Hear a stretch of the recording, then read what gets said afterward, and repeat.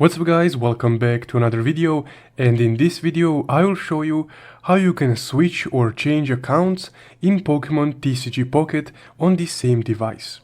Also, before we get started, if you find this video helpful, don't forget to leave a like and subscribe. So let's get started. The first thing you need to do is check if your Pokemon TCG Pocket account is backed up on cloud. So to do this, click on these three horizontal lines in the bottom right corner. From here, this menu will load, and on this menu, simply click on the settings icon that says Other. Once you're here, you need to go to your account settings right here, and here you will be able to check if your account is backed up on the cloud. And you can either back up your account through your Google account or through your Nintendo account. So just be sure that one of these accounts is linked to your Pokemon TCG Pocket profile. Once you see a green check mark either next to your Google account or your Nintendo account, you can exit the app because your account is backed up. From here, to switch accounts, all you need to do is go to your settings,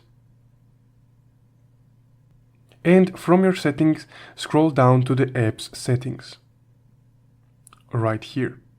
Now click on that, and from here go to in-depth app settings right here.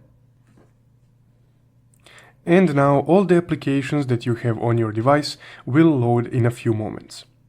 So usually, in order to log out and log in into another account in Pokemon TCG Pocket, you would need to either delete the app or delete your account entirely and change it to another account. But using this method, you can just simply log out of your account and log in into another account, and then switch between those two accounts whenever you wish. And this is how you do it. So once your apps load, just go to the search bar and search for Pokemon TCG Pocket. Once you find it, click on it, and then the app settings menu will load. From the app settings menu, you need to go to storage right here, to the storage settings. In storage settings, you have two options, either to clear your data or to clear cache. In this case, to log out of your Pokemon TCG Pocket account, you need to clear the app data.